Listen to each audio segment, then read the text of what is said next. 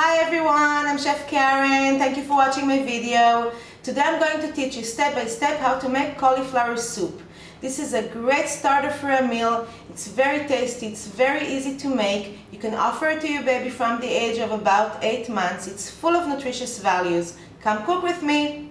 For more recipes, subscribe to my channel and go to my website, cookformyfamily.com. Let's start!